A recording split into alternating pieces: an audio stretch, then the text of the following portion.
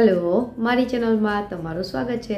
આજે બનાવીશું શાકભાજીથી ભરપૂર એવો એકદમ પરફેક્ટ દાળ ચોખાના હાંડવાની રેસીપી। તો ચલો ફટાફટથી રેસીપી શરૂ કરીએ। અને રેસીપી પસંદ આવે તો વિડીયોને લાઇક અને ચેનલને સબસ્ક્રાઈબ કરવાનું ના ભૂલતા। તો દાળ ચોખાના હાંડવાના માપ માટે મેં અહીં એક સરખી માપની વાટકી લીધી છે। તો અહીં એક આખી વાટકી ભરીને ઝીણા ચોખા અથવા તો તમે ખીચડિયા ચોખા પણ લઈ શકો। ત્યારબાદ એ જ વાટકીમાં અડધી વાટકી છે ચણાની દાળ અને બીજી જે 2 વાટકી છે 1/4 કપ 1/4 કપ એટલે કે ચોથો ભાગ લીધો છે અડદની દાળ અને તુવેરની દાળ। હવે આ બધી જ દાળ અને ચોખા છે એને એક મોટા વાસણમાં ભેગા કરી લેશું અને ત્યારબાદ પાણી એડ કરી અને સારી રીતે સાફ કરી લેશું। તો 1 થી 2 વખત પાણી નાખી અને સાફ કરીને બધું જ પાણી કાઢી લેવાનું છે। ત્યારબાદ અહીં આ બધી વસ્તુ ડૂબે એટલું પાણી ઉમેરી ઢાંકણ બંધ કરી અને એને 5 થી 6 કલાક માટે પલાળવા માટે રાખી દેશું। તો 5 થી 6 કલાક થઈ ગઈ છે। હવે ચેક કરીએ તો તમે જોઈ શકો છો દાળ અને ચોખા છે સરસ રીતે પલળી ગયા છે। હવે આપણે એને પીસવાના છે। તો સૌપ્રથમ પહેલાં તો આ પાણી છે બધું કાઢી લેશું અને ત્યારબાદ હવે મિક્સર જારમાં આપણે જેટલું સમય અહીં 2 થી 3 ચમચા જેટલું સમય એમ છે તો એટલી દાળ ચોખા લઈ અને ત્યારબાદ થોડી ખાટી છાશ એડ કરવાની છે। તો છાશ છે લગભગ 2 થી 3 ટેબલ સ્પૂન જેટલી જ જોશે। હવે એને દરદરું પીસી લેવાનું છે। હાંડવાનું મિશ્રણ છે એ એકદમ કઠણ હોય છે, એકદમ ઢીલું ન થઈ જાય એનું ખાસ ધ્યાન રાખવું। તો પહેલી બેચ પીસાઈને તૈયાર થઈ ગઈ છે, તમે જોઈ શકો છો। હવે આપણે એને એક મોટા વાસણમાં લઈ લેશું અને ત્યારબાદ આ જ રીતે આપણે બધા જ દાળ ચોખા છે ને પીસી લેવાના છે। તો આપણી પાસે બધા જ દાળ ચોખા પીસાઈને તૈયાર થઈ ગયા છે। હવે આપણે અહીં ચમચાની મદદથી એને 5 થી 6 મિનિટ માટે ફેટવાનું છે। આવી રીતે ફેટવાથી એમાં જે એર બબલ છે એ ક્રિએટ થશે, જેનાથી ફર્મેન્ટેશન પ્રોસેસ છે સારી આવે છે, એટલે કે આથો સરસ આવશે। હવે ઢાંકણ બંધ કરી પીસેલા દાળ ચોખાને કોઈ પણ ગરમ જગ્યાએ રાખી દેવાના 8 થી 10 કલાક માટે। તો 8 થી 10 કલાક થઈ ગઈ છે, તમે જોઈ શકો છો આથો એકદમ સરસ આવ્યો છે। હું તમને ચમચાની મદદથી બતાવું તો આ ટાઈપનો આથો છે આવો જોઈએ અને તમે એની જે કન્સિસ્ટન્સી છે એ પણ જોઈ શકો છો, એકદમ ઢીલી પણ નથી। તો બસ આપણું આ આથા માટેનું બેટર તૈયાર થઈ ગયું છે। હવે આપણે આમાં મસાલા કરીશું અને શાકભાજી ઉમેરીશું। તો સૌપ્રથમ અહીં આપણે સ્વાદ પ્રમાણે મીઠું ઉમેરીશું, ત્યારબાદ 1 ટીસ્પૂન જેટલું લાલ કશ્મીરી મરચું, અડધી ટીસ્પૂન જેટલી હળદર, 1 ટીસ્પૂન જેટલો ધાણા જીરું પાવડર અને 1/4 ટીસ્પૂન જેટલી હિંગ અને છેલ્લે 2 ટેબલ સ્પૂન જેટલી ખાંડ। હવે શાકભાજીમાં મેં અહીં એક લીલું મરચું જે મોળું આવે છે એ ઝીણું સમારી લીધું એ ઉમેરીશું।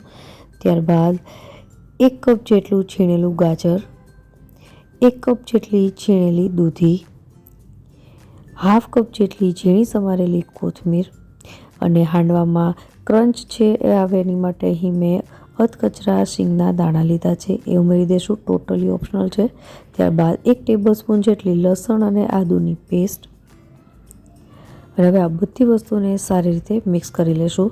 જો તમે લસણ ન ખાતા હોય તો એને સ્કીપ કરી શકો। તો આપણું આ હાંડવાનું બેટર તૈયાર થઈ ગયું છે। હવે આપણે હાંડવું બનાવીશું।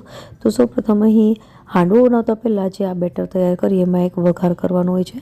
તો વઘાર માટે હું અહીં 1 ટેબલ સ્પૂન જેટલું તેલ ગરમ કરીશ।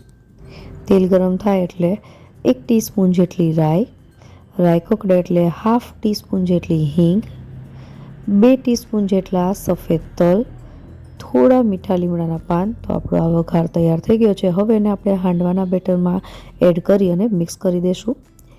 હવે આપણે આ બેટરમાંથી જેટલું તમારે હાંડવું બનાવવું હોય એટલું બેટર છે તમે બીજા વાસણમાં લઈ શકો। તો હું થોડું બેટર છે બીજા વાસણમાં લઈ અને ત્યારબાદ હવે આ બેટરમાં ½ ટીસ્પૂન જેટલો ઈનો અથવા તો બેકિંગ સોડા ઉમેરીશું અને ત્યારબાદ ઈનોને એક્ટિવેટ કરવા માટે હું અહીં 1 ટીસ્પૂન જેટલા લીંબુનો રસ ઉમેરીશ અને ત્યારબાદ એને આપણે 1 થી 2 મિનિટ માટે સારી રીતે ફેટી લેશું। હવે આ બેટરમાંથી મોસ્ટલી હાંડવાના કુકરમાં હાંડવો બનતો હોય છે, પણ આપણી પાસે જો હાંડવાનું કુકર ન હોય તો નોર્મલ જે આપણા ઘરમાં પેન હોય એમાં 1 ટીસ્પૂન જેટલું તેલ ગરમ કરવાનું, ત્યારબાદ ½ ટીસ્પૂન જેટલી રાઈ ઉમેરવાની। રાઈ તતડે અને થોડા સફેદ તલ અને થોડા મીઠા લીમડાના પાન એડ કરીને જે બેટર તૈયાર કર્યું છે એ બેટરને ઉમેરી દેશું અને ચમચીની મદદથી એકસરખું કરી લેશું।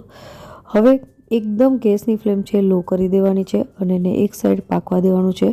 ઉપરથી તમારે જો ઢાંકણ ઢાંકવું હોય તો ઢાંકી શકો, અહીં મેં ઢાંકણ ઢાંક્યું નથી અને બેટર આ રીતે તમે જોઈ શકો છો કલર ચેન્જ થઈ જાય ત્યારબાદ હળવે હાથે એને આવી રીતે પલટાવી દેવાનું છે. તો તમે જોઈ શકો છો એની ઉપરની સાઈડ એકદમ ક્રિસ્પી થઈ ગઈ છે અને આ જ રીતે બીજી સાઈડ પણ કૂક થશે એટલે એકદમ ક્રિસ્પી થઈ જશે.